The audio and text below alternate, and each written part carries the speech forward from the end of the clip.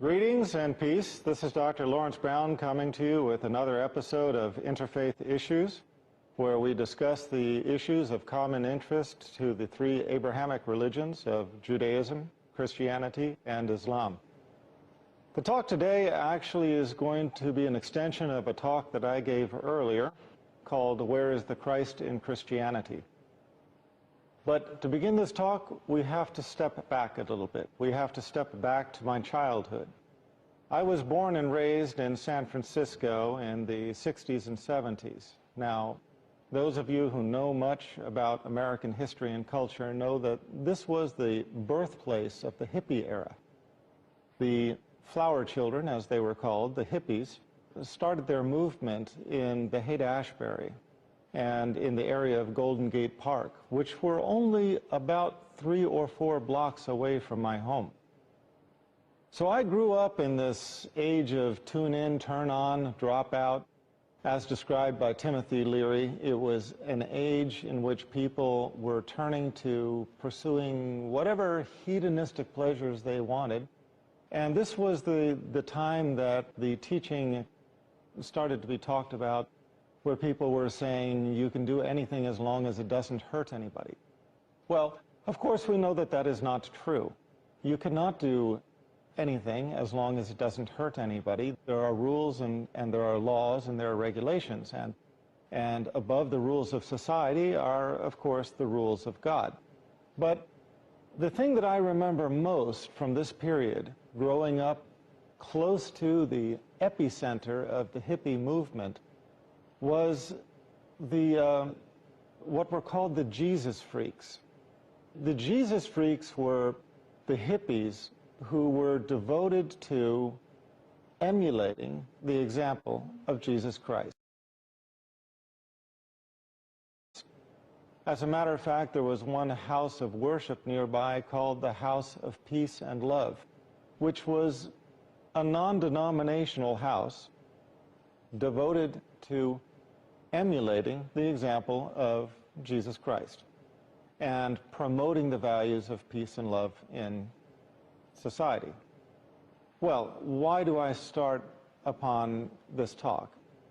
The reason I choose this as a beginning is because I noticed with interest that these people who were trying to emulate the example of Jesus Christ, they were trying to look like he looked, live as he lived, and promote the values that he reportedly taught in the Bible, these people basically became virtual outcasts from the society that I lived in.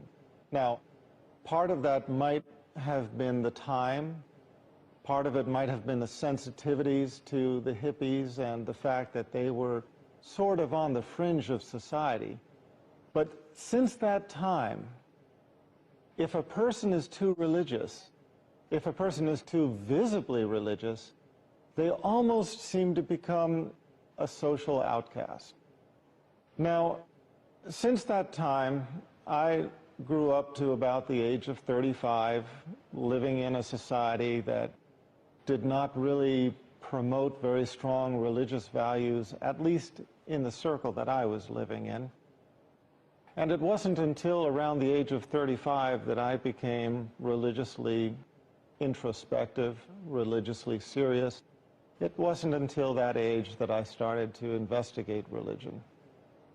As I investigated religion, one of the things that really disturbed me was the fact that I would go to, well, to begin with, I started learning first about Judaism and then Christianity.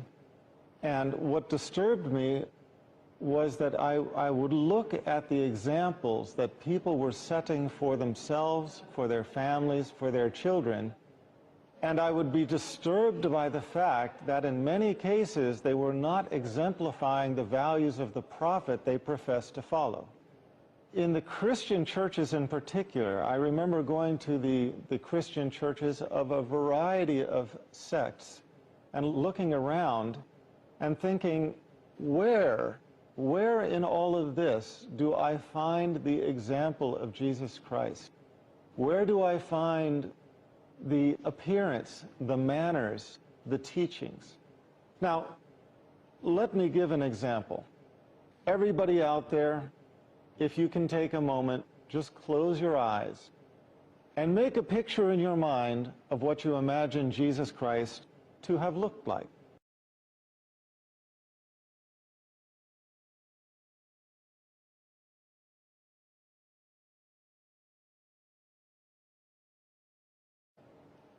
Now that picture is going to be the product of what you have seen in paintings, what you have seen in statues, what you have seen in stained glass, what you have seen in murals, but I can practically promise you that whatever you have seen and wherever you have seen it, Jesus Christ had something that most Christians don't have. And if you are honest with the picture that you are looking at in your mind, that thing that you are seeing is a beard.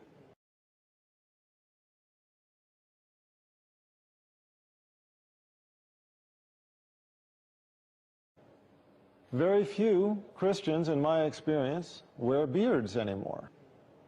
If we practice the same exercise, close our eyes, imagine the mother of Jesus, Mary, and draw a mental picture of Mary, and think real hard, and be honest with ourselves and say, what did her hair look like?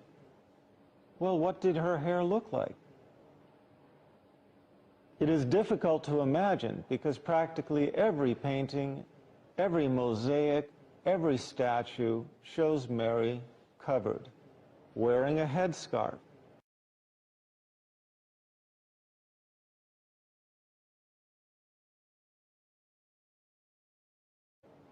Now, of course, it goes beyond this. If we zoom out and we don't look at the faces, but we look at the whole person, have we ever seen Jesus Christ wearing shorts or a muscle shirt? Have we ever seen Mary wearing something with her midriff exposed or a knee-length skirt? No. Both set the example of modesty of their time. Both were dressed from the wrists to the ankles in clothing that was loose, not form-fitting, not revealing.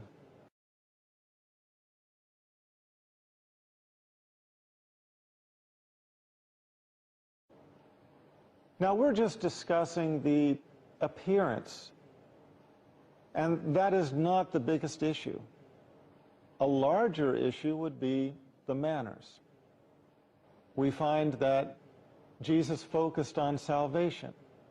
He was not a worldly man. Not an example common to find in this time. But if you do find it, if you do find somebody who is focused on speaking about salvation, who walks into a conversation about cars or last night's television program or what the latest rock star is doing or the latest celebrity who decompensated and just wiped out mentally or whatever, enters one of these frivolous conversations and tries to turn it to religion, we all know these people, and we all know that they are shunned. They are shunned by their friends, by their co-workers, basically by society, because it is not popular to speak of religion or of the things that lead to salvation. And yet, this was the example of the prophet Jesus. When you think back over these few things that I have just mentioned, try to put it into context and ask yourselves, where do you see these values best exemplified? In the example of Christians or in the examples of Muslims?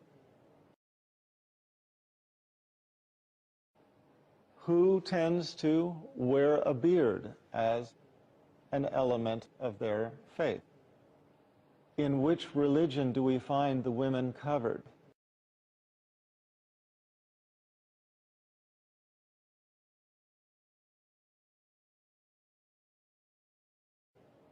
In which religion do we find the men and women alike, dressing modestly.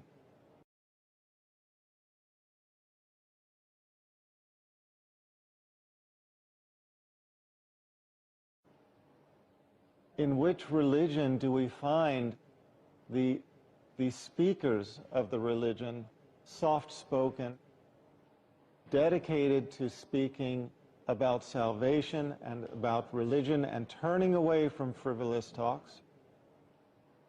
In which religion do we find them bidding peace to one another? Jesus Christ taught his disciples to greet one another with a greeting of peace in Luke 10:5.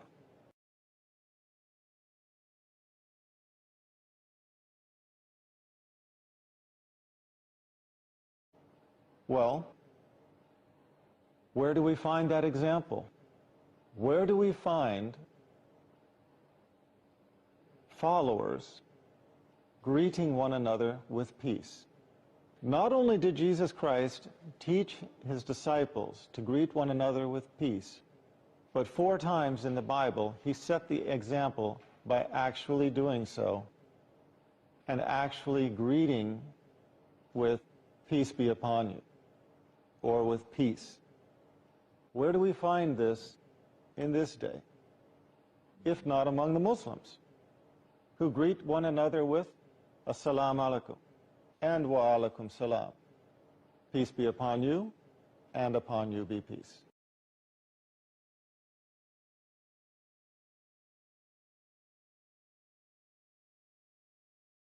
And we are comparing the example of the prophet Jesus Christ, and where we find that example best exemplified, in the example of the Christians or in the example of the Muslims. We have discussed the fact that in appearance, Jesus Christ was known to have been bearded. His mother, Mary, was known to have covered. Examples that we find better exemplified in the Muslim community than in the Christian community. In addition, they both dressed with modesty, and they exemplified the manners of humility, sincerity, and kindness. In addition, Jesus Christ taught his followers the greeting of peace and then set the example for them. 4 times in the Bible, he gave his disciples this greeting, and this established this practice as one of the manners of Christianity. But again, this is a manner that we find better exemplified among the Muslims, who greet one another with the greeting of peace, Assalamu alaikum wa alaikum salam, peace be upon you, and upon you be peace. Now, this is a discussion of appearance, and after that, manners. But now let's talk about something more serious. Let's talk about religious practices.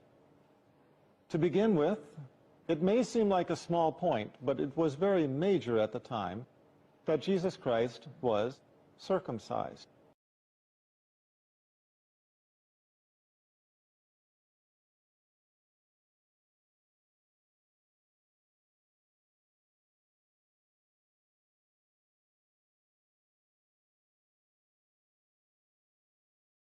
This was part of the Abrahamic covenant. It was an important religious ritual. Paul, on the other hand, negated it.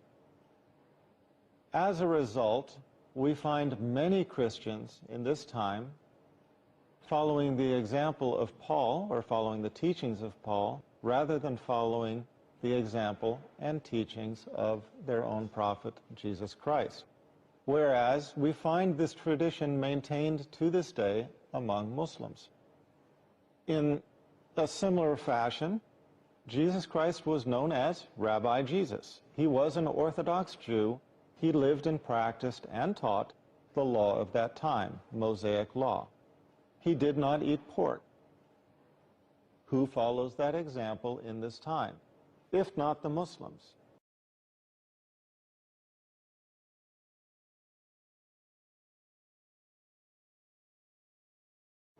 Pork is very prevalent in Christian societies to the point where nobody even thinks about its prohibition anymore. Jesus Christ did not take or give usury. interest was forbidden. And everybody knows the story of Jesus Christ having overturned the tables of the money changers in the temple. Whether this was related to usury or not, we cannot say. But what we can say is that usury was one of the greatest sins of the time of Jesus Christ. And yet we now find Christian societies based upon usury. We find everybody so dependent upon taking and giving interest in their monetary dealings that they practically cannot live without it. Whereas on the other hand, we find Muslim societies functioning on the level of Islamic banking, and we find interest is not an element of Muslim financial dealings.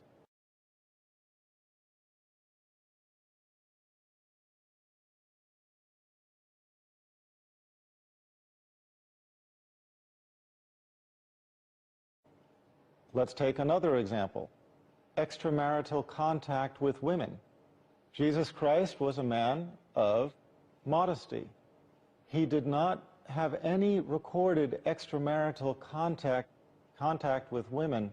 Possibly there may have been contact, we may speculate, in the process of delivering sacraments or healing.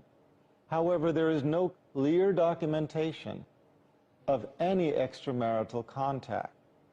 How do we compare that with what we see in modern-day societies, where in Christian countries, extramarital contact between the sexes has become the norm rather than the exception?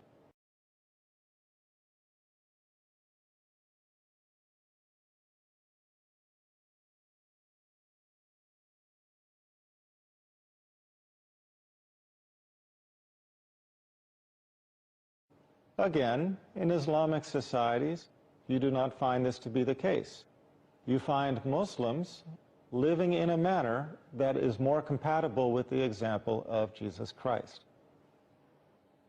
With each section that I'm discussing here, I'm getting deeper into the more important points. We started with appearance, then manners. We started talking about religious practices. Now let's talk about practices of worship, an even more important issue. It is recorded that Jesus Christ was an Orthodox Jew. In accordance with the practices of his time, he made ablution as part of worship. Read in Exodus 40, 31 through 32, where Moses and Aaron made ablution. This was the practice of the righteous of the time.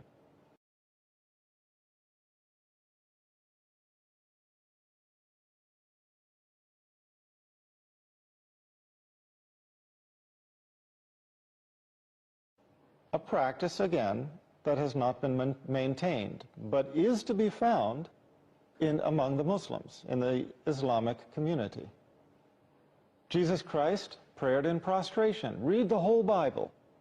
Read the whole Bible and look for any passage that describes the manner of prayer, the manner in which Jesus Christ prayed. The only description you will find is when Jesus Christ went into the Garden of Gethsemane and fell on his face in prayer.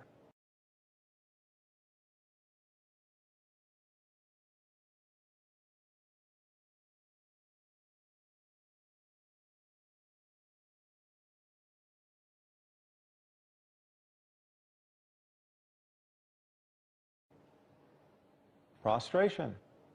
Prostration described for Jesus Christ in the same way that it was described in the Old Testament for the Old Testament patriarchs and prophets.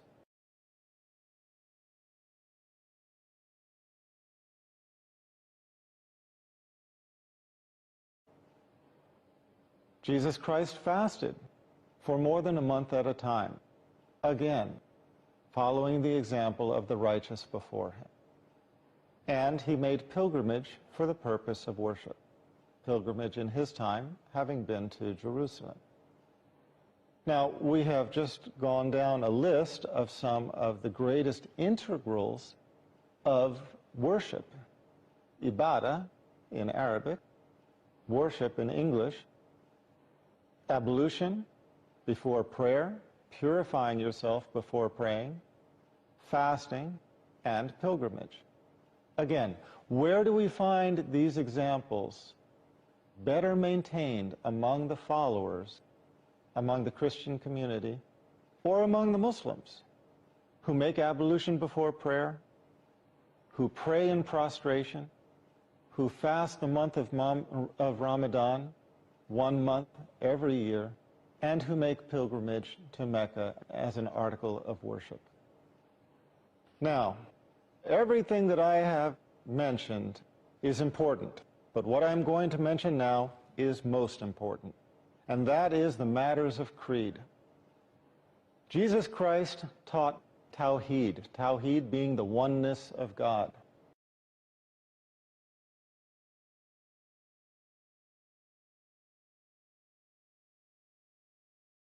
Three times in the New Testament, he was asked about the greatest commandment, and he replied, "Know, O Israel, thy God is one."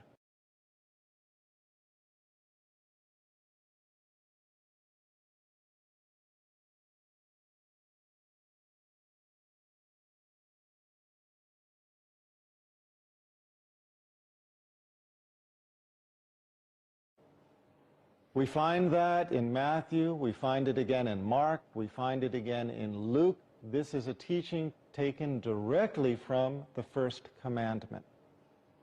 And yet, once again, where do we find the oneness of God best maintained in religious creed? Among Trinitarian Christians or among Muslims who adhere to a belief in God as one God without compromise, without partners, without division?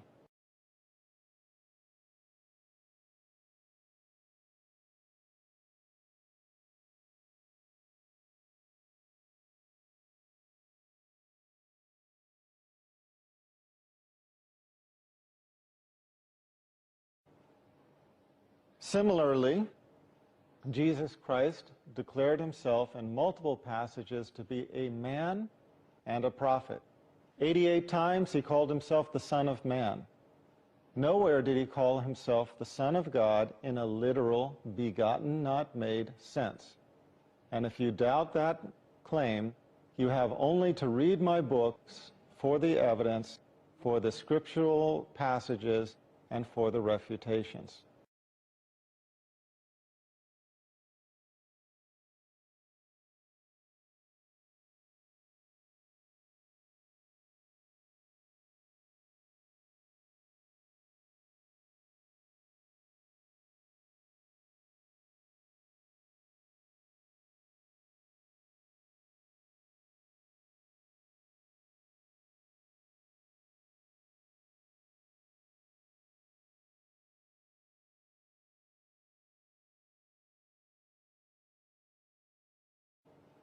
Or stay tuned, because we expect to cover this in another episode.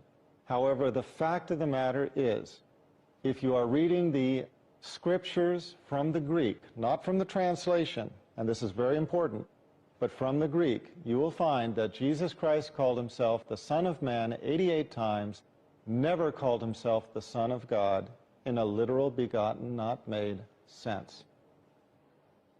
Similarly, he called himself a prophet and never deified himself. Once again, where do we find the religion that respects Jesus Christ as what he claimed to be, a man and a prophet of God, if not in the religion of Islam? What I have presented here are a number of articles, pretty much the most important articles that we associate with the prophet Jesus Christ, posed the question, who exemplifies these teachings, these manners, this appearance, and most importantly, the creed that he taught? Who exemplifies these values better? The Christians who profess to follow the example and teachings of Jesus Christ, or the Muslims who also profess to follow the teachings and example of all of the prophets, Jesus Christ included.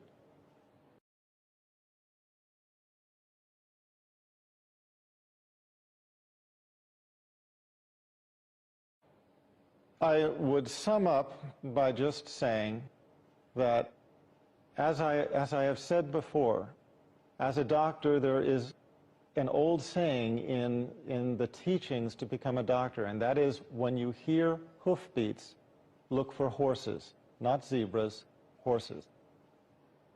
When you see evidence clear in front of you, suggestive of a reality that you should accept, think of what is clear in front of your eyes and, obviously, accept it.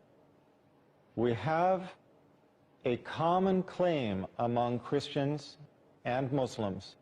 Both claim to be following the chain of prophethood. Both claim to be exemplifying their manners, their appearance, and their teachings. But what I have shown in this session is that the essential elements of the prophet Jesus Christ are better maintained in the example, practices, and beliefs of the Muslims than they are among the modern-day Trinitarian Christians. So once again, this is Dr. Lawrence Brown from Interfaith Issues, and we hope to see you again on the next episode. Peace.